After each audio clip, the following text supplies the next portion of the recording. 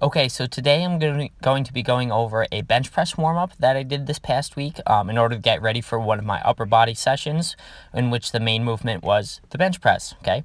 So just like with my squats, I'm going to start out with 3 different spots of self-myofascial release. So what I'm going to be starting with here are I'm going to be rolling out my pecs. So I'm kind of focusing on that pec minor spot, kind of the outside portion of the pec major, kind of right where that pec comes and attaches into that shoulder. I'm going to be rolling around, finding the spots that are tender and putting more pressure in there. And then I'm going to be adding a motion of my arm by reaching up overhead as high as I can and back down for 10 reps each side in order to, again, work that motion and work and try to open up that mobility in the arms overhead motion. The pecs are a very commonly tight area for a majority of people, from sitting too much, driving, texting too much, even productive things like reading. So trying to open up the shoulder position is super important. So the next spot that I'm going to be rolling out is my traps, my areas in my upper back, my rhomboids, my levator scap, which is a muscle that runs down from your neck to the top of your shoulder blades.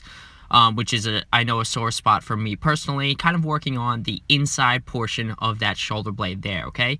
Again, just like the pecs, that upper back tends to be a tight area for a majority of people, from sitting, from being a little bit hunched over, from living our life with our arms and our hands out in front of us, right? So we've got to kind of counterbalance that stuff in the gym.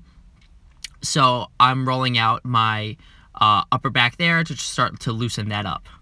Now, I want to pay a lot of attention to this area, not only because it's a very commonly tight area in people, but also because the back is super important and the upper back is super important in stabilizing the bar in a bench press, right? You want your shoulder blades as retracted as possible and as depressed as possible. So you want kind of those upper traps to kind of release a little bit and have a little bit less tension in them, so they're not constantly pulling those shoulder blades up, which is the opposite of what we want to do. That's going to lead us to flatten out in the bench press and lose our arch position, okay? We want those shoulder blades together and down. So rolling out that upper portion of the back, so the upper back portion, and especially those upper traps, will help loosen up that area. The next section that I'm going to be rolling out here are my lats. So your lats and your pecs are really big internal rotators, okay? So of the shoulder. So internal rotation of the shoulder, think if you were standing straight up and you turned so that your hand, so that your thumb was facing behind you or facing the back of the room behind you, that's going to lead to shoulder internal rotation. And when your pecs and lats are tighter, that is going to lead to more shoulder internal rotation, okay? So that's something that we want to fight, because when your shoulders are internally rotated a lot, it's going to be much harder to get into an overhead position. While that's not super important for the bench press, it's super important for everyday life and everyday activities, and also for overhead throwing athletes. If our pecs and our lats are too tight, it's going to be harder to get into an overhead position. So now, why is it going to be super important for me to roll out my lats if it's super important to get my arms overhead for me to have loose lats, but it's not really super important for me to have, get my arm overhead in the bench press since the bar's not going over my head? Well, the idea is basically centered around the idea of joint centration. So if a joint is centered within its structure, so that the muscles, tendons, and ligaments to one side, up and down or whatever, are not pulling the joint excessively in one direction, is that your nervous system can actually sense that and therefore produce more force. So if you're off center into more internal rotation as opposed to external rotation, your nervous system can actually sense this and therefore down regulate the amount of force output that you can produce. So just really think that a healthy joint is going to be a higher performing joint. So that is why I'm trying to reduce the amount of internal rotation, or kind of loosen up that internal rotation, by foam rolling my lats and adding a little bit more of that upper body mobility. All right, the next thing that I'm going to be performing in my warm-up is a lat hang, or a dead hang, some people call it, where I'm literally just hanging on the barbell and letting my shoulders relax, okay? And just kind of letting the weight of my body pull or stretch my shoulders out, okay? So as you were seeing, I was paying attention to my pecs, to my lats, to my upper back. Well, this really just stretches out everything. I feel a huge stretch all up my side, up the side of my shoulder blade, into even my tricep. So this is going to really lengthen and decompress that shoulder, okay? Again, we do a lot of things that push the joints together. So we need to do some things to keep it healthy by decompressing the joints also. So this is also actually really good for my back. You see me actually twisting a little bit back and forth there with my feet. Well, that's because it actually kind of helps crack my back. It helps stretch my lats out a little bit more on each side. So not only great for the back, also great for the shoulders as well. And then an added bonus with this is it's actually a pretty solid grip workout, and a grip endurance workout. I did, you chalked up a little bit, and I'm trying to hold my body weight up off the ground for 2 minutes. So I have progressed to 2 minutes over time. There's many ways that you can progress this, by starting with, sets of 10 seconds even, or starting with your feet on the floor to actually help reduce your body weight. Or if you can't reach your feet to the floor, then you can actually put a box underneath your feet. So again, your feet can still take some of the weight, your body weight, off of your hands, okay? So you can do either one in order to actually progress this. You can advance more time, or you can work towards having more of your body weight on your hands. But the idea is to eventually work so that you can hit 2 minutes on this hang without having to come down there. So, and then now I'm done. Awesome. The next move that I'm going to be here is a T-spine extension over the bench. So I have an underhand grip there. My elbows are on the bench, and then I'm going to rock back, pull that bar over my head, and work on trying to get into thoracic extension, or I'm trying to arch my upper back. So that is starting to add a little bit of motion and starting to mobilize, again, the movements that I want to be in.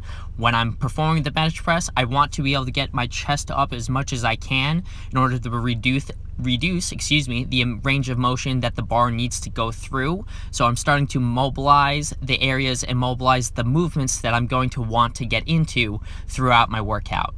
So here I'm going to be doing 10 reps, holding for a little bit. This is really good to add some breath into. So as you inhale and then exhale and try to relax and go back a little bit more towards your feet, or have your butt sink back a little bit more towards your feet, and then popping that head through those arms there. Next movement that I'm going to be doing, these are called Scap Ups. So I'm basically just starting to work the motion of retraction and a little bit of protraction with my shoulder blades. So I was working on the tissues and connective elements by the self-myofascial release, or the self-massage portion in the first part. Now I'm starting to add a little bit more motion and mobility into the movements. Again, I'm going to be mobilizing the motion into the motions that I want to perform, or mobilizing into the movements that I want to perform or be better at performing in my actual workout. So I need to be able to squeeze my shoulder blades together super tight in the bench press. Well, then that's exactly what I'm starting to, at a much lower intensity, starting to introduce here in this movement.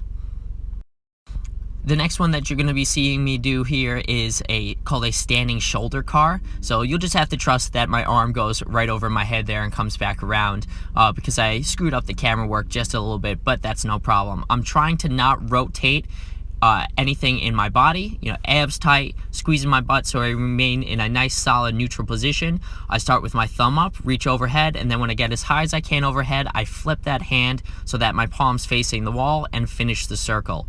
Again, this really just starts to loosen up everything in the anterior portions or the front of the shoulder, and actually starts to use the back of the shoulder, those external rotators, to actually pull my arm into that position. So again, I'm starting to activate some of the muscles and get a little bit more blood flow into the muscles that are supposed to be working, or actually pulling my shoulder into that external rotation to, again, develop that more of that shoulder control. And that really is what mobility is your ability to demonstrate control within a specific range of motion. So using specific drills to actually put yourself into those range of motion where you then need to control it is how you gain more mobility. All right, so now I'm starting to move away from the mobility drills and actually get to a little bit more activation. Again, some lower intensity accessory movements to get a little bit more blood flow into my upper body, to continue that warm-up process, to actually start to raise my core temperature and to gradually increase the intensity. I always found that the accessory movements were actually like strength training. Again, they're lower intensity strength training movements where you're focusing on more a specific joint or a single joint, always a little bit more intense than the actual mobility movements. So I tend to go to those a little bit more after the mobility movements, like the shoulder cars and the Scap Ups, and the T-spine extensions that you saw, because that's how you should structure a warm-up, is you gradually ramp up the intensity until you're at the main movements that you want for the day. So since these are a little bit more intense, I put those a little bit after, and again, you can see me shaking it out. I have to break up this 150, but it's really helping me turn on my upper back and again work on that shoulder blade back and retracted position, which is what I want to in the bench press. These are also extra reps that over time just help me get stronger. So I'm working on the strength of my rhomboids, of my middle and lower traps to pull those shoulder blades together, which is super important. So this is the next part of this warm-up is a movement practice, okay? So I'm going to be doing 3 sets of 10 push-ups with about 30-second break in between. And what I'm going to do is I start at a really high incline to, again, lower the have a really low intensity for me. But then at each set, I'm going to lower the barbell down a little bit. So what this is doing is this is helping me practice the fundamental movement pattern that is the pressing motion, okay? So again, I'm getting more blood into my triceps, my shoulders, my upper back, so continuing that gradual ramp up and warm up process. But now I'm also getting more practice and more reps in at the fundamental movements, okay? You should always be trying to work on your movement quality no matter what level of lifting that you're at, and don't ever think that you're too big, you're too strong to go back to a regression or do a really low level regression in order to again just use it as a warm-up or to also really fine-tune your movements. We should always constantly be trying to get stronger and more athletic, and one of the ways we do that is constantly practicing our movements in order to get better at it.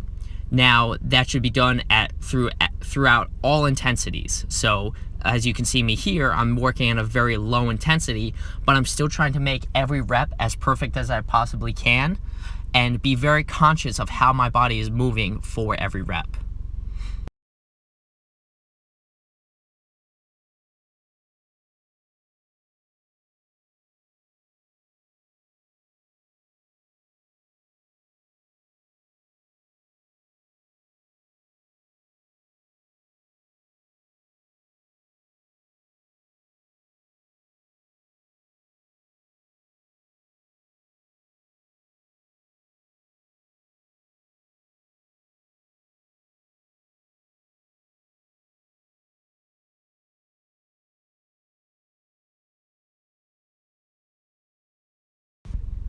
Now I'm going to be performing Scap Pull-ups or Lat Packs or Scap Ups, again, whatever you're going to want to call them. I'm hanging onto the bar. Again, just trust that my hands are there. I guess you're going to have to, since you can't really see because I screwed up the camera work, which maybe I'll get better at, maybe I won't.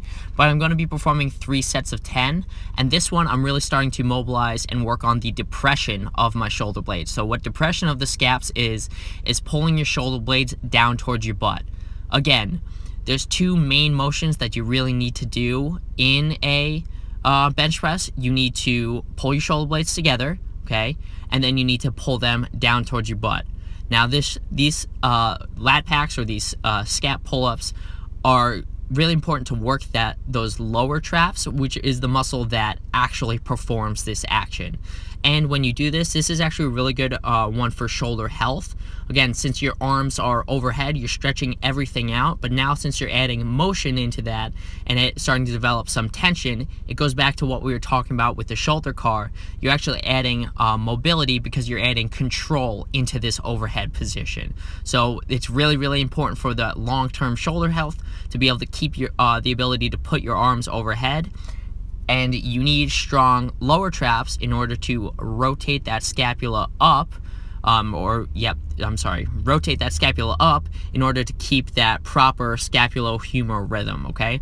Your scapula needs to rotate up while your arm goes overhead in order to keep that solid foundation for your arm to rest on. And over our lifestyle, that kind of gets screwed up by sitting too much when things get tight, so we have to perform things in the gym to counteract that.